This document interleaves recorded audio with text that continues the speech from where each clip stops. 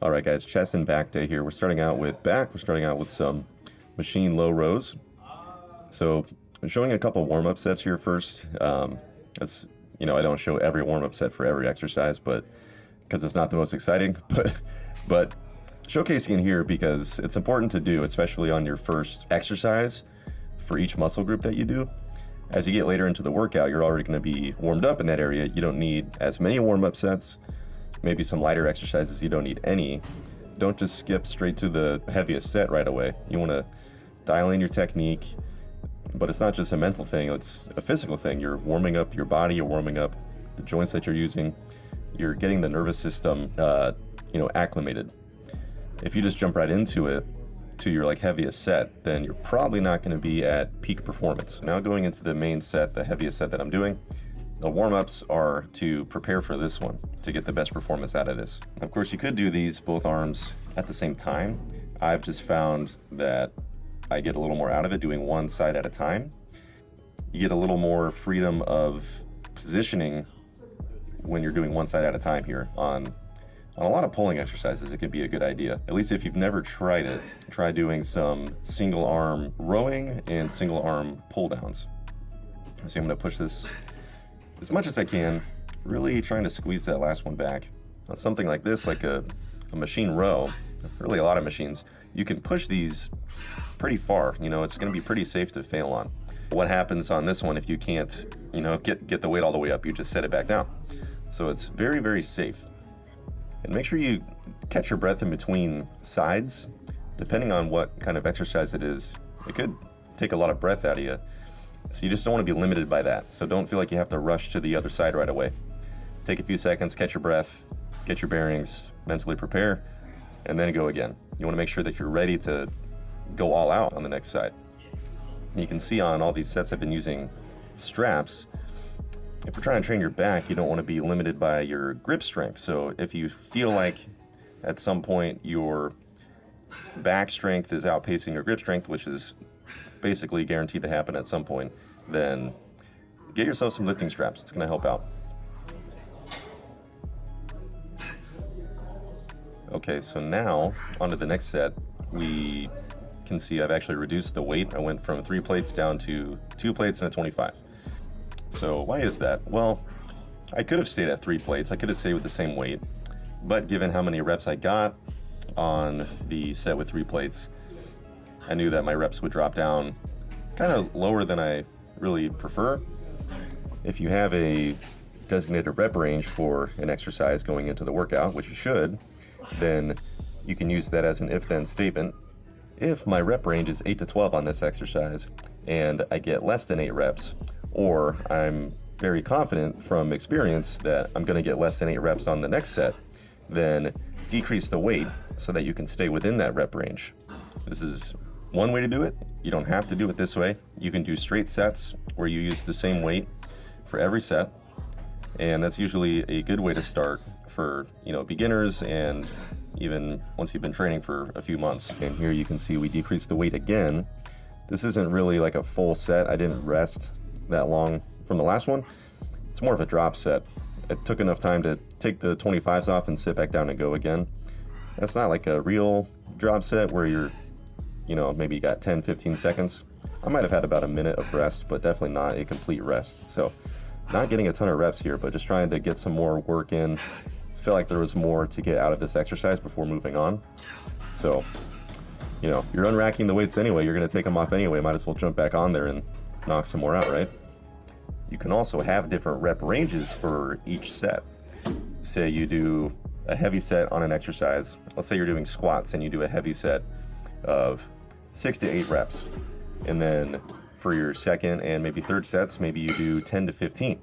That is also a viable option, especially on an exercise like that where supporting muscles like your back might start to give out if you keep doing really heavy sets. But if you drop the weight down and do higher reps, now you can focus again on your quads and glutes. Now we're going into the first chest exercise. You'll see in this workout, I'm going back and forth between doing a back exercise and a chest exercise. So it's important to do an incline press somewhere in your routine.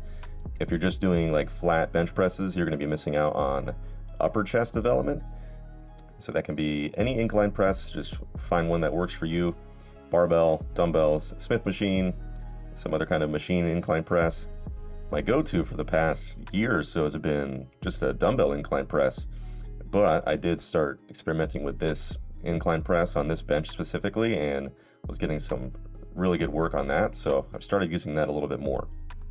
So again, here took a similar approach as the rows. I took the weight down to 135 and didn't rest quite as long as I normally would, but I rested enough. And the goal is always the same, no matter what rep ranges you use, whether you vary up the rep ranges between sets, drop sets, rest pause. If you take the weight down, you're always trying to push the muscle to a point that is going to cause it to need to change. So it needs to be pushed to a point of, close to exhaustion, if not all the way. And now we're doing a vertical pull, which basically comes down to pull downs for pull-ups. We started the workout with a rowing motion, a horizontal pull. It's good to include at least one of each in your routine. You don't want to just do pull downs. You don't want to just do rows. You're going to be missing out on back development if you only do one of those two. And on pull downs, I would recommend some kind of grip like this that lets you get into a semi-neutral grip or even underhand if that's comfortable for you. That's typically going to hit the lats better, and it's a lat pull down. We're kind of trying to focus on the lats, and it's generally just more comfortable than doing a typical overhand grip. It's also a good idea to be in a little bit more of a narrow grip. You don't have to go like as close as possible, but if you're trying to hit your lats, probably don't want to be super wide, so you probably want to bring the hands in a little bit, and also rotating the elbows in. That's going to require you to do a neutral grip or an underhand grip.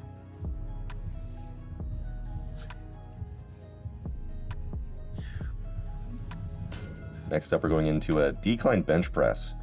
I've been going to this gym for about 8 months now, and I really haven't messed with decline bench press until I started going here. If you don't have a decline bench to do this on, that's fine. You can use a flat bench and do flat presses, and dips are another good option. Both of those are also going to work your lower chest. Now, an important thing to note here is the exercise order that you use. Normally, I had been doing this decline press first, and for this workout, I just switched the order, and there's a performance difference. I got like 3 to 4 reps less than I normally do, and you can see I failed here, and that's why the safeties are set up precisely where they're at, so that I can collapse my chest down if I fail, and then the safeties will catch them. This works for any pressing, decline, flat, incline, overhead pressing. You can set the safeties up to catch you just before, or have them just under your bottom of the range. And sometimes you can't get that perfectly set up depending on the hole spacing on the rack that you're using. And in that case, then you can just set them up a little higher so that you're actually touching onto the pins, but not shortening the range of motion very much. Try to keep it as similar as you can as if you were touching your chest. That'll be the most foolproof, safe way to do it, because if you can't get it off the safeties, well, you're fine. You can crawl right out. Or you can do it like I had just right here. If you can't get that set up, or you're like benching somewhere that doesn't have safeties, then if you're gonna go for a really hard set, ask someone to spot you. They will. And if you're still getting used to the bench press, you don't need to take it to that point of like, I don't know if I'm gonna get this next rep, or to the point of where it gets stuck on your chest. Keep a couple reps in the tank. When it starts to feel pretty challenging, when it starts to slow down, even though you're pushing as hard as you can safely call the set there. As you get more experienced with lifting in general, and with bench pressing specifically, you'll get a better idea of when that last rep point is. You'll be able to tell at a certain speed, at a certain level of grindiness, that the next one probably isn't going to happen, and then you can rack it. So yeah, overall, only 2 exercises each for chest and back. This was a little bit of a lower volume workout even for me, but when you dial in your technique, your execution on hitting the intended areas that you're trying to work, and not using momentum, and not just trying to rush through the set as fast as you can, taking time to control the weight on the way up and the way down, pushing the intensity as far as you can on every set, and adding some of these, drop set techniques and things like that. You just don't need that many sets. The amount of tension that you're putting on the muscle within each set is very high. I've done the high volume stuff too. I've done 35 sets on chest in a week. I've done 15 sets on one muscle group in a workout. That doesn't mean anything in itself. Doing it this way, it's more fun for me to push the intensity, to test myself each session, and to try to maximize the quality of every set, of the movement that I'm doing, not just swinging weight around. And I'm getting better training stimulus from this.